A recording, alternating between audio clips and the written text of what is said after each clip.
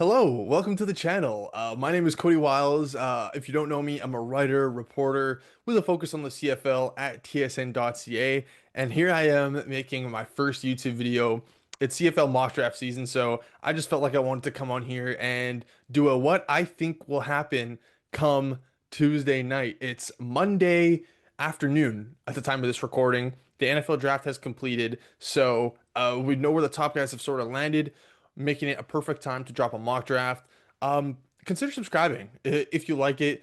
I'm going to be back after the draft with a whole bunch of content throughout the season, planning to really ramp it up. So subscribe if you want more of me on your television, on your iPad, on your iPhone, wherever you want more of me. If you want more of me, would love for you to subscribe. Follow me on Twitter at Coty Wiles. That's where you're going to see a lot of stuff that I'm reporting or that I'm putting out on the website.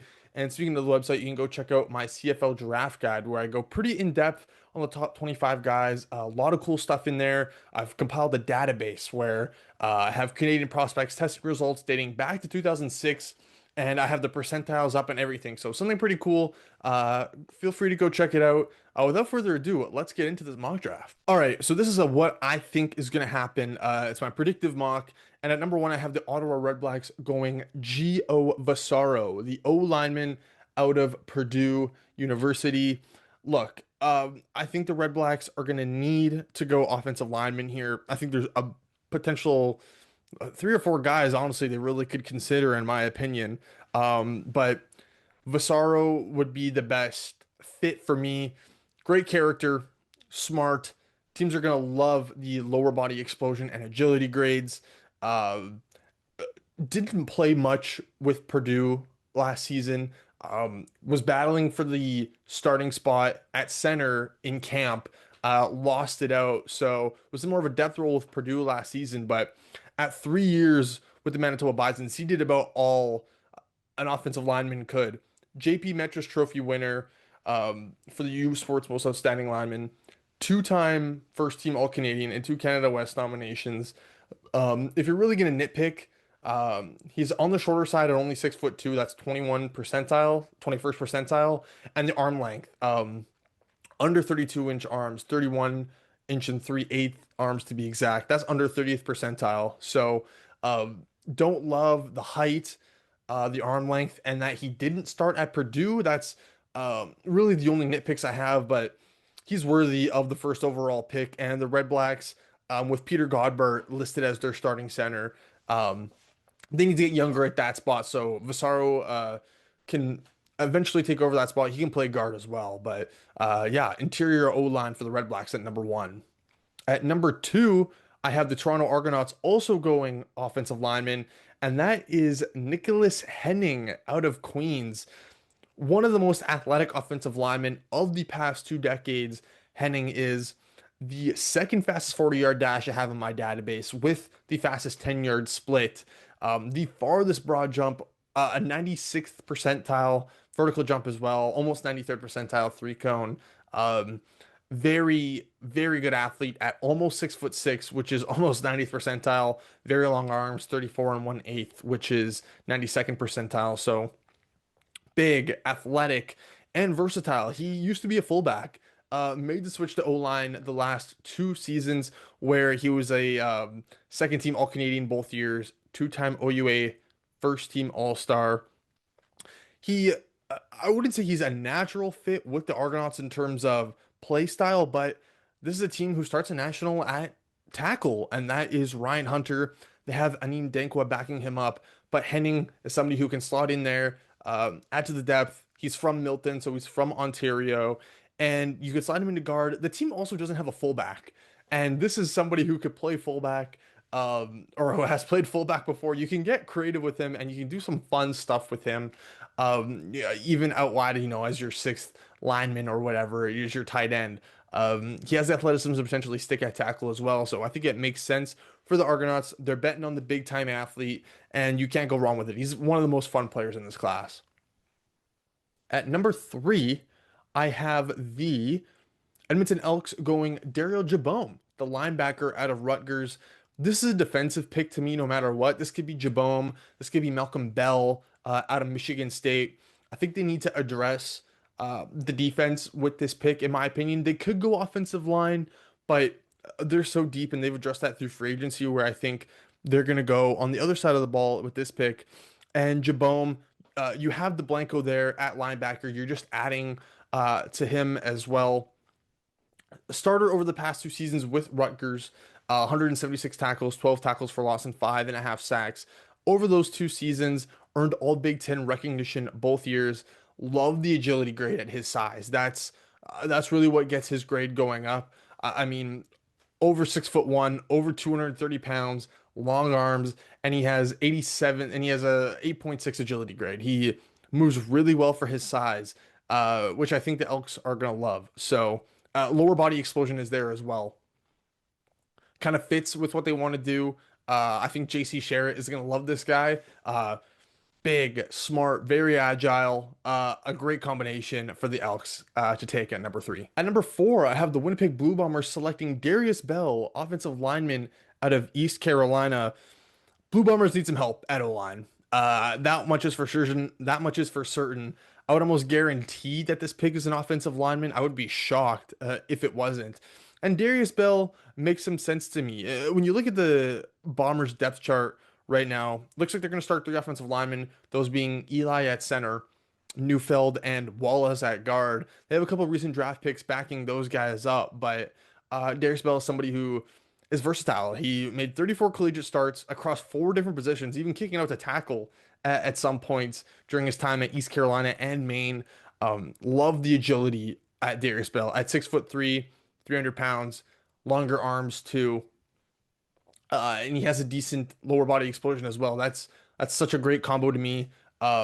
Again, versatile. His father Curtis had played in the CFL as well, and he talked about how, yeah, he was giving him some pointers throughout this whole process that some other guys might not have access to. So I think Garris is one of the most pro-ready players in the class. Makes sense for me here with the Winnipeg Blue Bombers. Not like the most natural play style fit, but I just think he's the best offensive lineman who's going to be ready to play for you on day one. That's left available, who's not in an NFL camp. So that makes sense to me because they need help on the offensive line. At number 5, the Hamilton Tiger Cats select Nate DeMontagnic out of North Dakota. The Tiger Cats have done their work on all the top receivers in this class, so that is really making me think they're going to go wide receiver with this pick. Because when you look at their depth chart, I mean, they could go potentially on the defensive side of the ball. They could go offensive lineman if they wanted, but with already the top offensive lineman off the board, and I don't think maybe a defender really worth taking here for them, unless it's a great fit. I like Demon Technic here. I think they're gonna go wide receiver.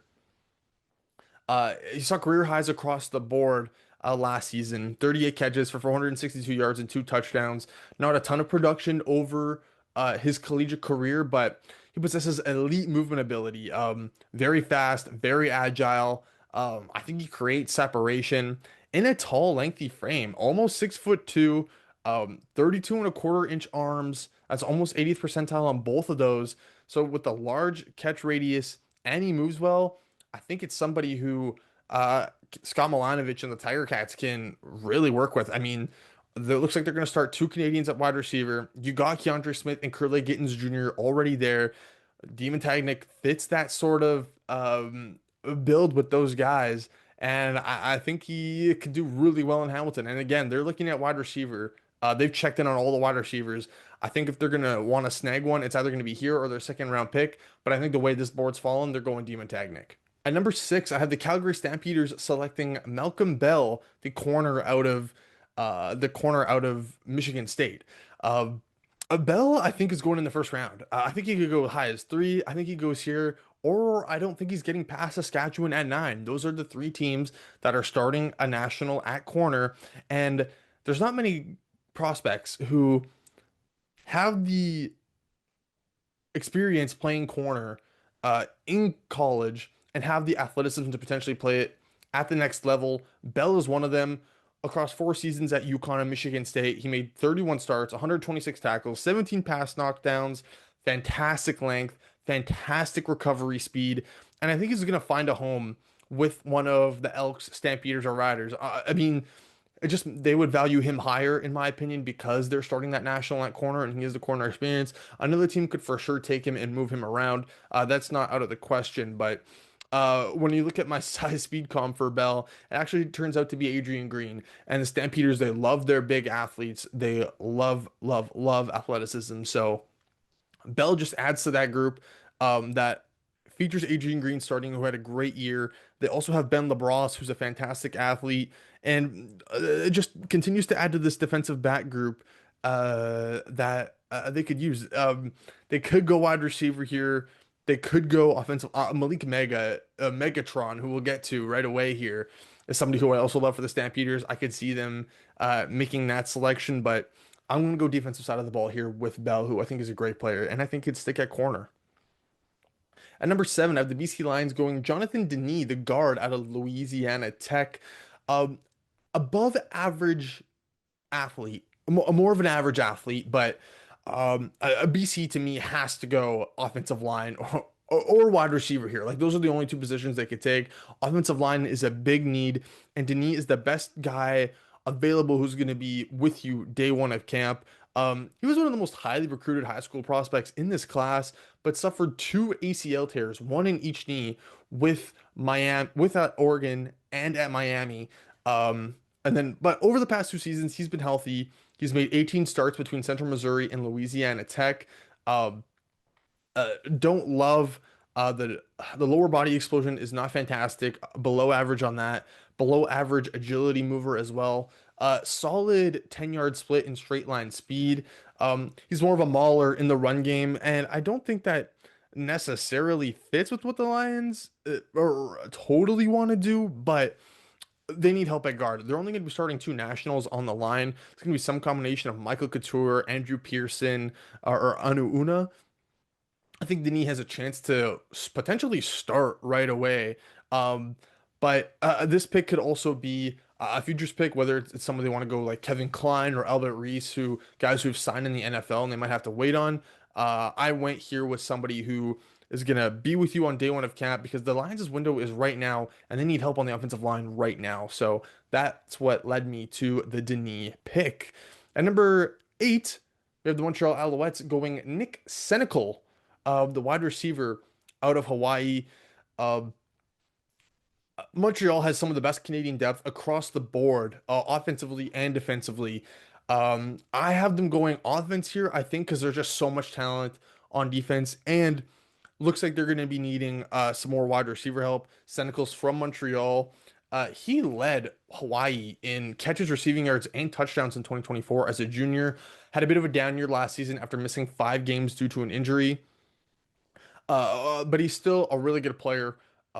Scouts aren't going to love the less than ideal 40-yard dash and vertical jump numbers. That's less than 40th percentile.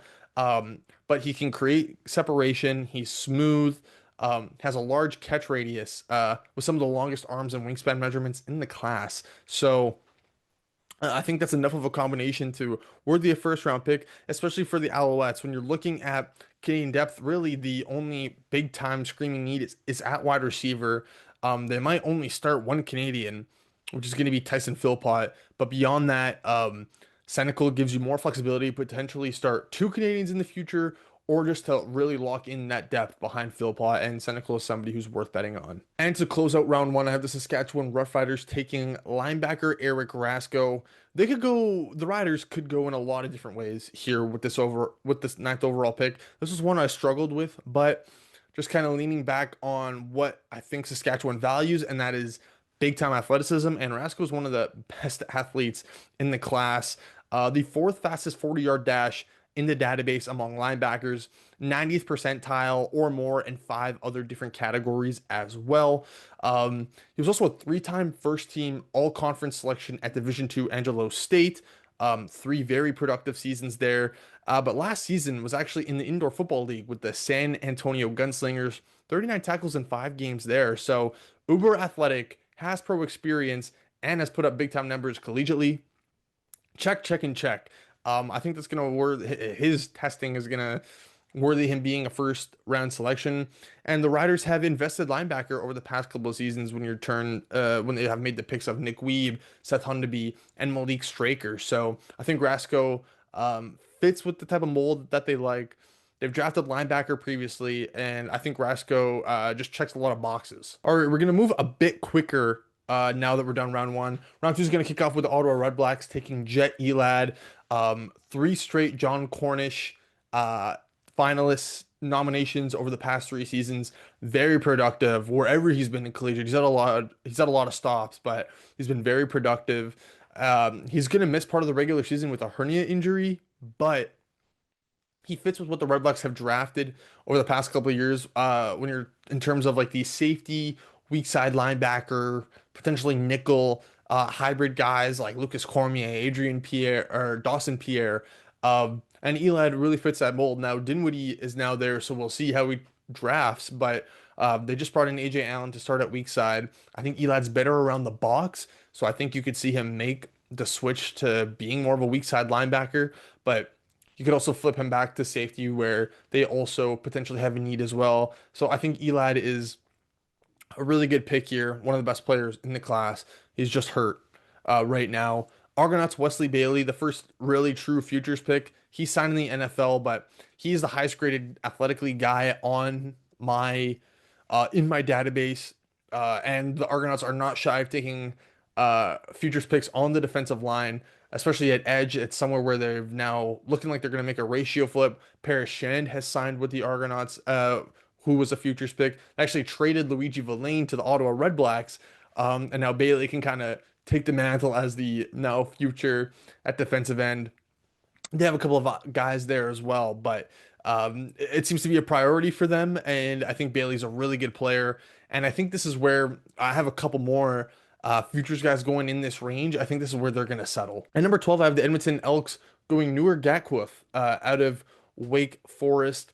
This is somebody who I could see them taking at 3, but I have him falling all the way down here to 12. He was also a John Cornish Trophy finalist last year. And he was productive at Colorado State. He was productive in his one and only season with Wake Forest, 39 tackles and 6 sacks. He put up 68 tackles and 1.5 sacks at Colorado State over his 2 years there. He has bend and explosiveness, which showed up in his testing, but he's been on the smaller side, 6'2.5", still 62nd percentile there, but didn't grade out the best athletically. But I think he's from Edmonton as well. So that's why I can see the Elks going with him at number 3 overall. But a good player who's going to contribute. One of the comps is actually Jacob Plamondon, who the Elks have drafted before, different regime, but someone the organization has kind of looked into before. So I think this makes a lot of sense to me. Number 13, I have the Winnipeg Blue Bombers also going futures with the futures pick here in Malik Megatron. Size and speed is the name of the game for him. One of the best athletes in the class. He graded out really high for me. The height, the arm length, the straight line speed, the vertical, it's all very enticing. Not very productive, only 35 catches for 432 yards and 2 touchdowns in 51 games between Penn State and Coastal Carolina. But athletes like him don't come around often. He's got the nickname Megatron, man. Like you can't let that guy fall down too far. And the Bombers need help at wide receiver. He's one of the best suited guys to stick on the outside and not move into the slot. And the Bombers start a guy out wide. And whether that's Kevin Clercius or Joey Corcoran, Mega, a bit of a futures pick, potentially could come to the CFL eventually, but I mean, this guy's going to help on specials in the league as well. So Mega with the Blue Bombers, they like their bigger, I mean, he kind of somewhat fits into the Kevin Clercius mold as well. So, but I mean, I got my side speed comps for him were Damian Alford and Elick Ailmanor. So, yeah, great athlete. At 14, I have the Hamilton Tiger Cats selecting Kevin Klein, another futures pick who's signed in the NFL. He's great. He's a great player.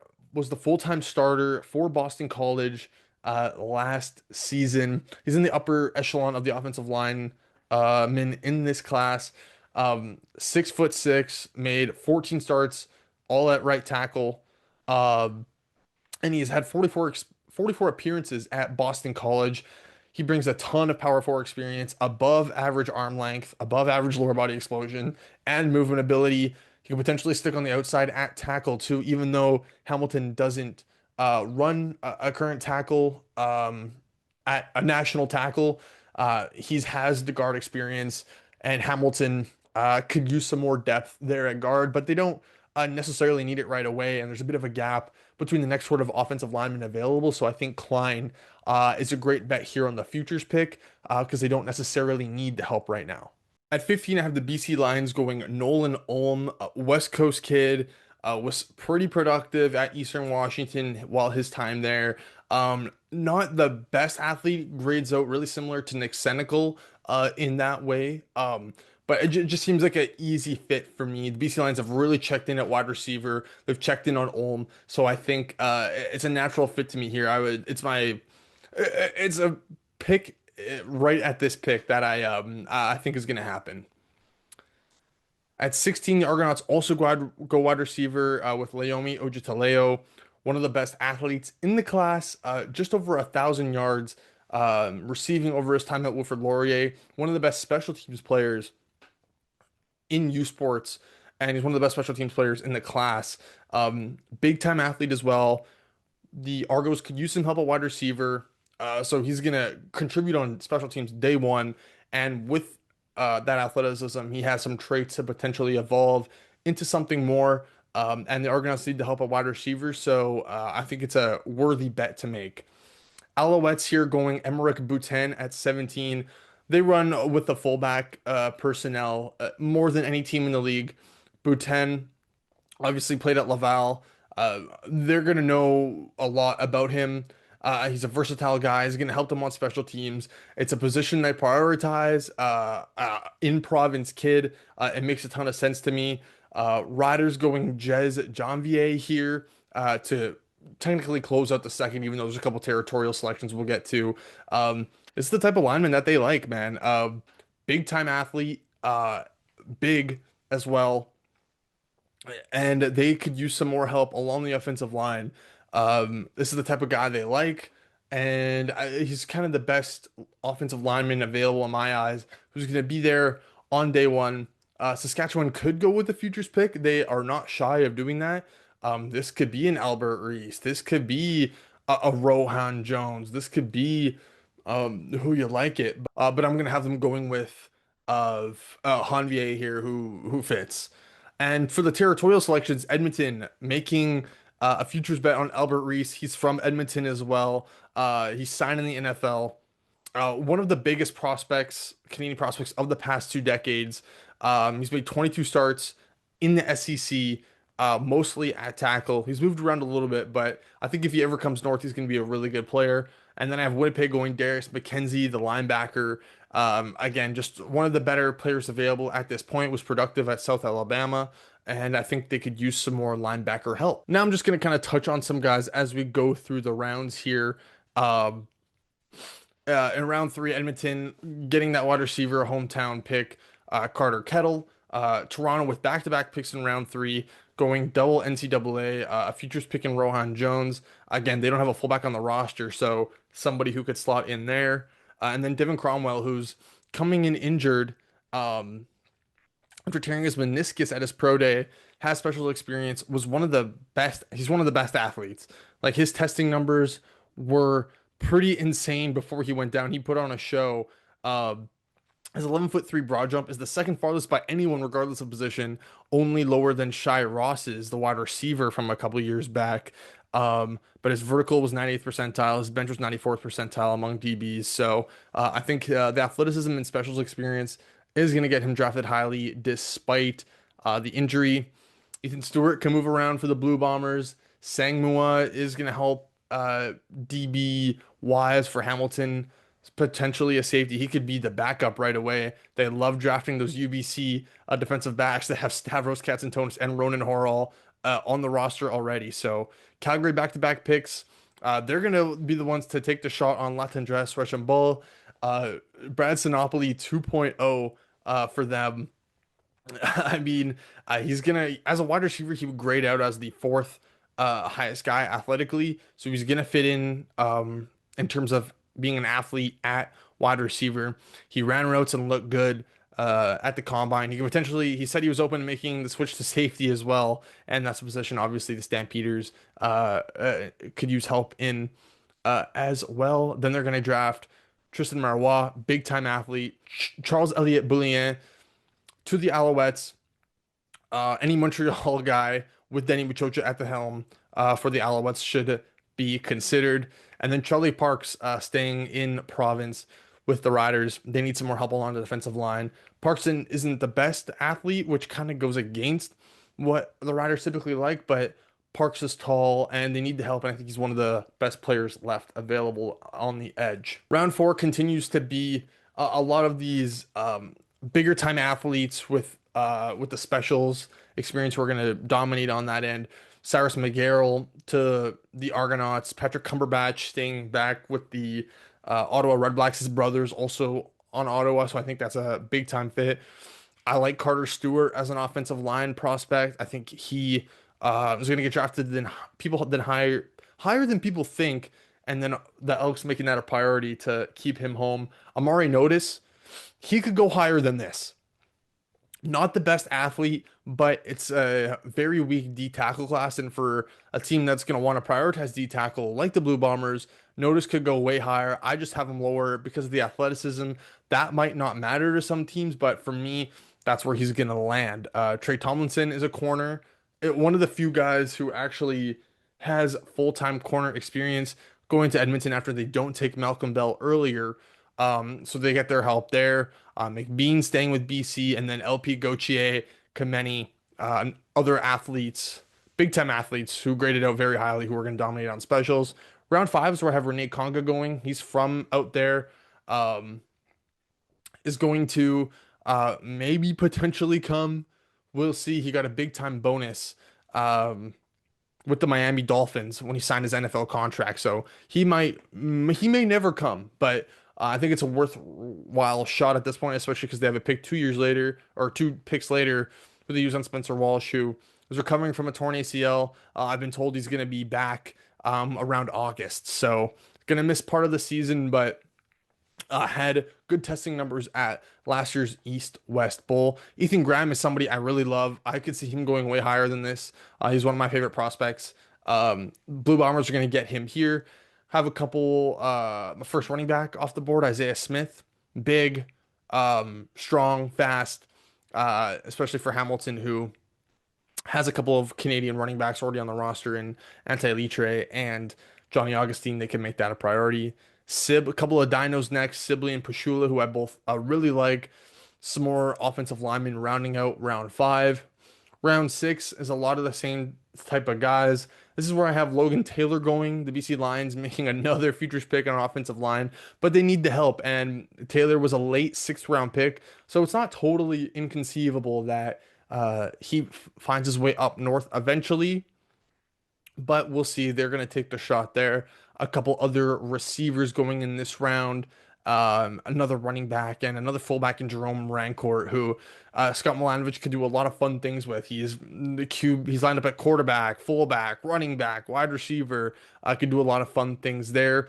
Round seven, again, just more some of the better athletes in the class, some offensive linemen, and round eight is a lot of the same thing. With probably the most notably Christian Vailloux going to the Lions.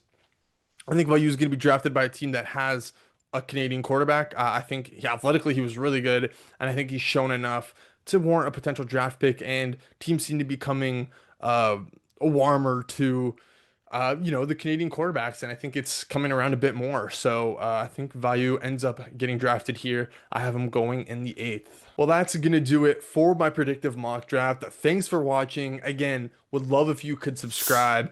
There's more stuff coming on the way. We're going to be here after the draft. We're doing season previews, fantasy stuff, a whole bunch of stuff hoping to come to the channel. Follow me on Twitter. Again, check out my stuff on tsn.ca. But that's going to be it. Thanks again for watching. Hope you liked it. If you really liked it, drop it a like. That would be fantastic help to push it out there to more people. But anyways, thanks for watching and see ya.